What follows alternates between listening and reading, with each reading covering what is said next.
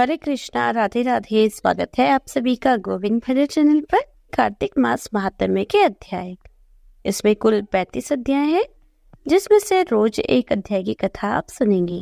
मैं सिमरू माता शारदा बैठे जिव्या आए, कार्तिक मास की कथा सुने सब जन हर्षाए। आज हम सुनेंगे कार्तिक मास महात्म्य का अध्याय 6। नारद जी बोले, 2 घड़ी रात रह जाए तो उठकर तिल, कुशा, अक्षत, फूल, धूप, दीप आदि को लेकर पवित्र होकर किसी नदी, तालाब, कुआं आदि पर जाएं। मनुष्य की निर्मित नहर आदि से देवताओं की बनाई हुई नदियों में वह संगम स्नान करने से 10 गुना फल है। तीर्थ में उसका 2 गुना। विष्णु का स्मरण करके स्नान कर तीर्थ व देवता आदि को कर्म से अर्घ देवे। अर्घ का मंत्र यह है, लक्ष्मीपति भगवान को, जलाशय भगवान को मेरा नमस्कार है। हे ऋषिकेश, मेरे इस अर्घ को ग्रहण कीजिए। आपको नमस्कार है। बैकुंठ में, प्रयाग में अथवा बद्री का आश्रम में, जहाँ मुनि, वेद और यज्ञादि सहित जहाँ 3 प्रकार से विष्णु ने पद स्थापित किए, वहाँ सब देवता हमारी रक्षा करे। हे जनार्दन, हे देवेश, हे दामोदर, आपको नमस्कार कर मैं इस जल में प्रवेश करता हूँ। आपके अनुग्रह से मेरे सब पाप दूर हो जाए। हे हरे, हे श्री कृष्ण, कार्तिक मास में सब व्रत धारण करके जो विधि पूर्वक मैं स्नान करूं, तो मेरे अर्ज को आप राधा सहित अंगीकार कीजिए। तीर्थ, विष्णु, शिव, सूर्य आदि को स्मरण करके जल में प्रवेश कीजिए। निर्भय पर्यंत जल में प्रवेश कर विधि पूर्वक स्नान करें। गृहस्थी तिल और आंवले का चूर्ण मलकर स्नान करें। विधवा स्त्री और सन्यासी तुलसी की जड़ की मिट्टी लगाकर स्नान करें। परंतु सप्तमी, अमावस्या, द्वितीया, दशमी और त्रयोदशी इन तिथियों में आंवला और तिल न लगावें। प्रथम शरीर मलकर स्नान करें, फिर यथोचित मंत्र द्वारा स्नान करें। स्नान मंत्र, भक्ति भावना से जिन प्रभु ने देवताओं के कार्य के निमित्त रूप धारण किया था, वे कृपा करके मुझे पवित्र करें। विष्णु की आज्ञा से इंद्र सहित सब देवता कार्तिक के व्रत करने वालों की रक्षा करें। बीज रहस्य और यज्ञ सहित सब वेद मंत्र तथा कश्यप आदि सब मुनि और देवता मुझे पवित्र करें। गंगा नदी, तीर्थ, शौनजी नद, सप्त सागर आदि मुझे पवित्र करें। अदिति पवित्राय, यज्ञ सिद्धि, सर्प, त्रिलोकी की औषधि और पर्वत मुझे पवित्र करें। व्रती मनुष्य इस प्रकार स्नान करके हाथ में पवित्रा धारण कर देव, ऋषि और पितरों का तर्पण करें। कार्तिक के महीने में तर्पण में जितने तिल होते हैं, उतने ही वर्ष पितर स्वर्ग में वास करते हैं। तदंतर जन्म से निकलकर पवित्र वस्त्रों से हरि भगवान का अर्चन करें। तीर्थों और देवताओं को स्मरण करके भक्ति पूर्वक गंध, पुष्प और फलों से अर्घ प्रदान करें। अर्घ मंत्र, विधि पूर्वक कार्तिक मास में स्नान करता हूँ, सब मेरे दिए हुए अर्घ को राधिका सहित ग्रहण कीजिए। तब वेद पाठी स्वकर्म करने वाले ब्राह्मणों का पूजन करें। ब्राह्मणों के दक्षिण चरण में तीर्थ, मुख में वेद और संपूर्ण अंग में देवता रहते हैं, अतः उनकी पूजा करने से भगवान की पूजा होती है। पृथ्वी पर ब्राह्मण विष्णु के रूप है, इसलिए अपने कल्याण चाहने वाले कदापि इनका अपमान और विरोध न करें। फिर हरि की प्यारी तुलसी जी की पूजा कर परिक्रमा दें। नमस्कार करें और कहें कि देवताओं ने प्रथम तुम्हें पैदा किया, मुनियों ने तुम्हें पूजा है, सो तुम मेरे कष्टों का हरण करो। भक्ति पूर्वक पूर्वोक्त विधियों को करने वाला नारायण की सालोक्यता को प्राप्त होता है। रोग और पातकों का नाशक, उत्तम बुद्धि वाले विष्णु भगवान के प्यारे कार्तिक के व्रतों के सिवाय और दूसरे व्रत उत्तम नहीं है। यहाँ कार्तिक मास महात्म्य का अध्याय 6 समाप्त होता है। अब मैं आपको सुनाती हूँ कार्तिक मास की श्री रामचंद्र जी की कहानी। श्री रामचंद्र भगवान की जय। किसी गांव में एक ब्राह्मण ब्राह्मणी रहते थे। दोनों बहुत गरीब थे, इतने गरीब कि घर में खाने को भी कुछ नहीं होता था। लेकिन ब्राह्मण देवता कोई काम ही नहीं करना चाहते थे।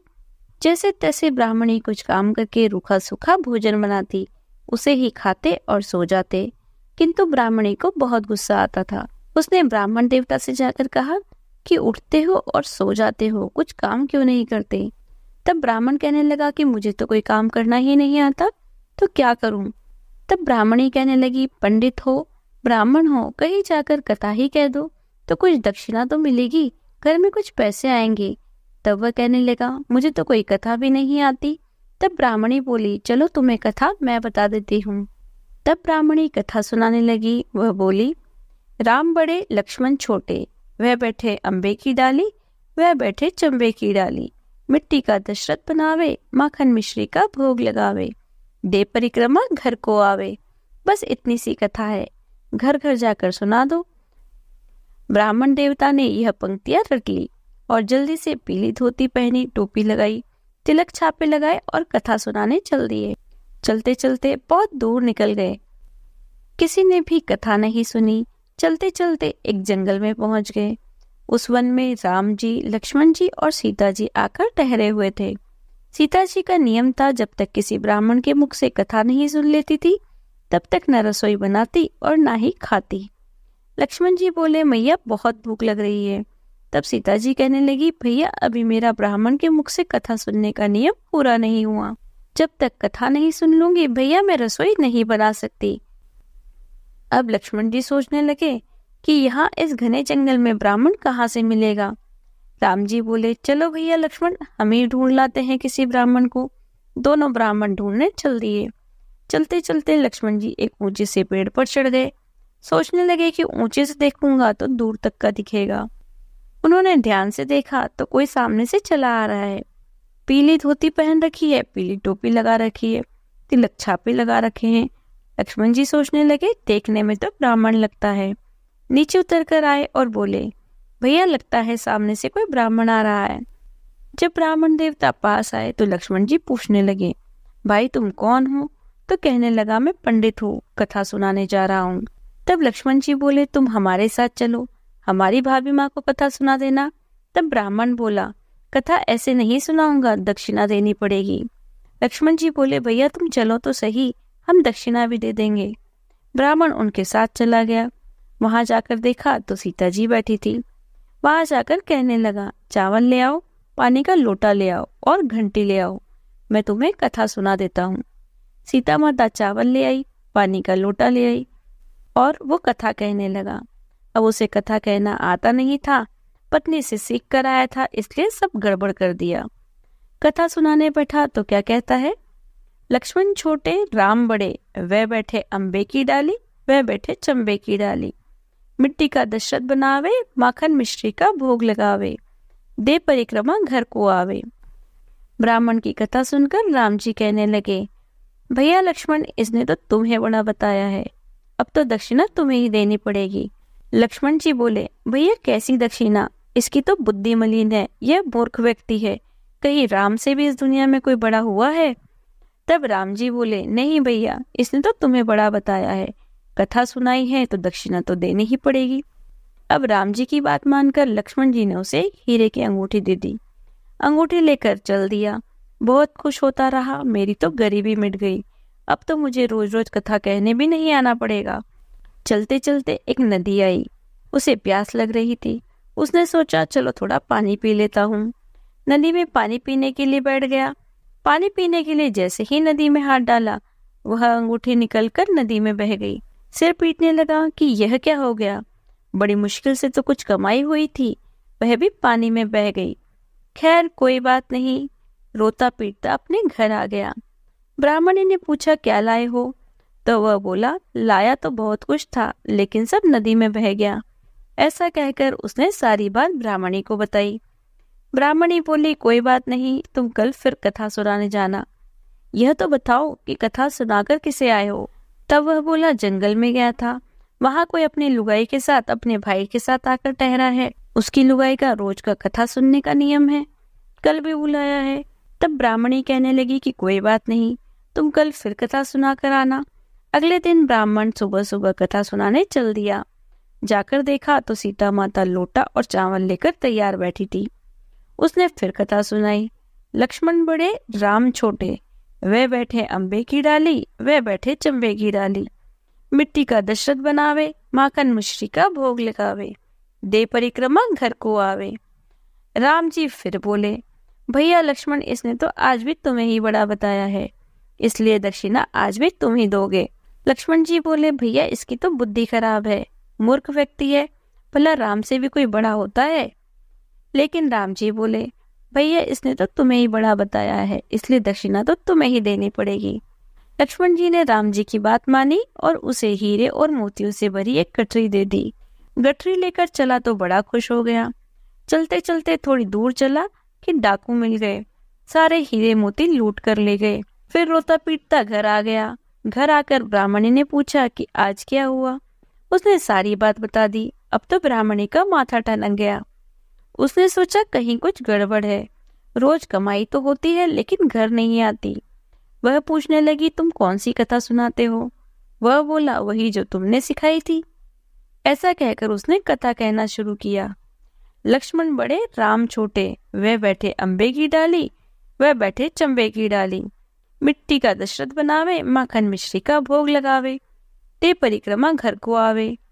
तब ब्राह्मणी कहने लगी, तुम तो बिल्कुल भोले हो, भला राम से भी कोई बड़ा होता है इस दुनिया में? अब कल जाओगे तो ठीक से बोलना कि राम बड़े लक्ष्मण छोटे। अगले दिन ब्राह्मण फिर गया तो देखा सीता माता लोटा और चावल लेकर तैयार बैठी थी। उसने कथा सुनाई और उसने बिल्कुल ठीक कथा सुनाई। राम बड़े लक्ष्मण छोटे, वह बैठे अम्बे की डाली, वह बैठे चंबे की डाली। मिट्टी का दशरथ बनावे, माखन मिश्री का भोग लगावे, दे परिक्रमा घर को आवे। उसकी कथा सुनकर तो लक्ष्मण जी खुश हो गए। कहने लगे, इसे आज अक्ल आ गई, इसने आपको बड़ा बताया है तो दक्षिणा आज तो आपको ही देनी पड़ेगी। अब राम जी मुस्कुराने लगे। आगे आकर बोले, भाई मेरे पास क्या है, मैं इसे क्या दक्षिणा दे सकता हूँ? तो लक्ष्मण जी कहने लगे, दक्षिणा तो आज आप ही को देनी पड़ेगी। कहते कहते श्री राम जी ने पैरों के नीचे से कुछ मिट्टी उठाई और उसकी एक पोटली बनाकर ब्राह्मण को दे दी। ब्राह्मण का माथा ठनका, सोचने लगा, दिया भी तो क्या मिट्टी। बड़बड़ करता हुआ घर चलने लगा। ब्राह्मणी को उल्टा सीधा बोलने लगा कि रोज तो सोना चांदी हीरे मोती मिलते थे, आज तो मिट्टी मिली है।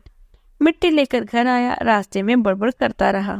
घर जाकर ब्राह्मणी पूछने लगी कि क्या बात है, गुस्से में क्यों बड़बड़ा रहे हो? तो कहने लगा, कुछ मत पूछ, मेरा दिमाग खराब है। वह बोली, बताओ तो सही कि बात क्या है। उसने सारी बात बताती कि जैसा कहा था वैसी कथा सुनाई तो आज मिट्टी मिली है। मिट्टी की पोटली लेकर ब्राह्मणी ने माथे से लगा ली। कहने लगी, पति की पहली कमाई है। उसने थोड़ी मिट्टी अपने माथे पर लगाई और थोड़ी सी ब्राह्मण के माथे पर लगा दी। कहने लगा, तू क्या कर रही है, पागल हो गई है क्या? तो वह बोली, पागल नहीं हुई हूँ, आज कम से कम तुम कुछ घर तो लेकर आए। रोज सोना चांदी हीरे मोती मिलते थे तो रास्ते में ही लुटाते थे, आज मिट्टी मिली है तो कम से कम घर तो लेकर आए। कुछ नहीं होगा तो मैं इसे चूल्हा ही लीप लूंगी। ऐसा कहकर ब्राह्मणी ने थोड़ी सी मिट्टी से चूल्हा लीप लिया।